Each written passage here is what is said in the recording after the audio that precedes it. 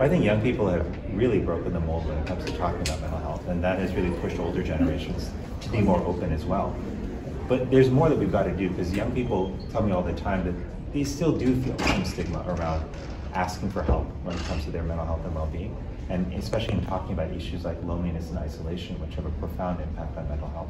So we still have more to do there, but we also know that beyond conversation, we've also got to help support the mental health of young people by making sure that they have access to mental health providers, by making sure that we're also addressing the root causes of what's driving so many of these mental health concerns, including the challenge of social media and how it has unfortunately become an unsafe place for many of our children. And it's kind of this paradox where social media was created to connect us, being so far away from each other, but it's kind of done the opposite. Do you want to talk a little bit about that? Yeah, I am really concerned by the impact social media is having on the mental health of our kids. And many young people are concerned themselves. This is what they talk about everywhere I go. When we do roundtables, they bring up social media, and they're concerned that it's made them feel worse about themselves as they're constantly comparing themselves to others. But it also has often made them feel worse about their friendships as they constantly see people doing things without them. Last year, I issued a Surgeon General's advisory on social media and youth mental health to call attention to the fact that we don't have enough to tell us that social media is in fact safe, and in fact we've got more data that tells us that there are real harms associated with its use. So you have adolescents, for example, who are using 3 hours a day or more of social media. They face double the risk of anxiety and depression symptoms. And right now, the average amount of use among adolescents is almost 5 hours a day. So I'm really concerned about what's happening to young people. It's one of the reasons that I've called on Congress to put in place real safety standards to ensure that young people are protected from exposure to harmful content, that they're protected from features that would seek to manipulate them into excessive use, and that the companies are also forced to be transparent with the data they have about the health impact of their platforms on our children, because all of us, especially parents and kids, deserve to see that information.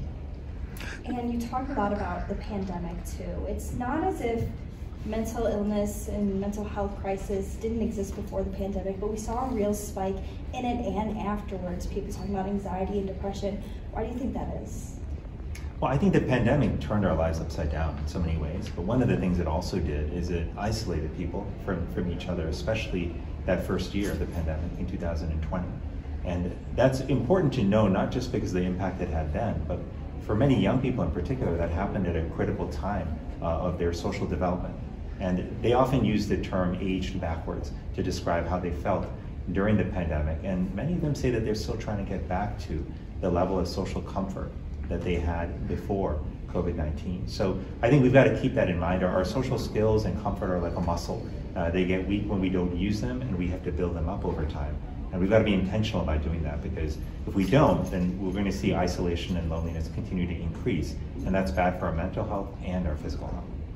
And we're almost 4 years out from the pandemic. Where are we seeing depression and anxiety levels right now compared to that time period?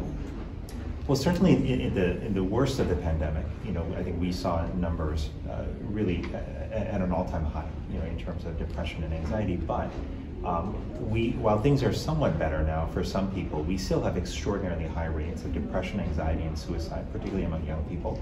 And the reason for this is that we were seeing these trends worsen before the pandemic. The decade prior to COVID-19, there was a 57% increase in the suicide rate among young people. And so we've got to keep in mind that while COVID made things worse, it was not the only factor in what's happening with mental health in our country right now.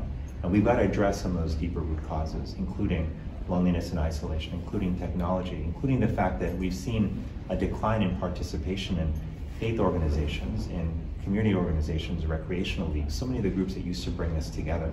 We've got to build those back up, which is why social infrastructure, it turns out, is a concept that we got to get familiar with. The structures and programs that help bring us together, build healthy relationships, this is where we need to invest.